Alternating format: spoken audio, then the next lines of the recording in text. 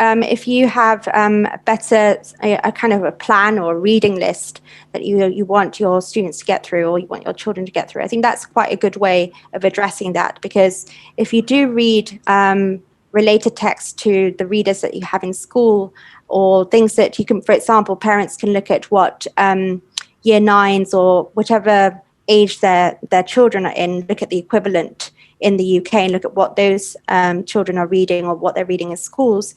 You could ask your children to read those books, and that's a way of both preparing for eventually maybe going to the UK, but also helping the students with their own verbal skills exams in Hong Kong. Right, there's nothing that's going, that's not going to be damaging in any way if they're reading outside of their classroom text. In fact, it's going to help them. So I think that's one way where you kind of both help your grades here, but also at the same time prepare for the UK. A typical pupil might go to a state school when they're 5, what's called a primary school. Then when they're 7, they might move to a local prep school, fee charging, an independent school. When they're 11, they'll move definitely to another school, a senior school, which could be a fee charging school. And then when they're 16, they might well change again. 60% of children move school at the age of 16 in England. You might go to a state school with very good exam results, or you might join a boarding school, as quite a lot of pupils do. So although we're talking about choice of school as if it's a one-off decision, in the example I've given, a typical child might well go to 4 different schools between the age of 5 and 18. And so you have to, parents, I'm afraid, have to keep thinking ahead and planning that route. It all depends how old your children are now and when you're planning to come to the United Kingdom.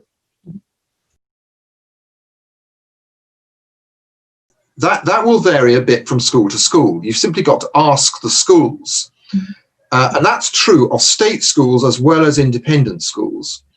Independent schools are likely to be more flexible in terms of admission at a rather odd time. So let's imagine you were coming across on the new visa scheme this January.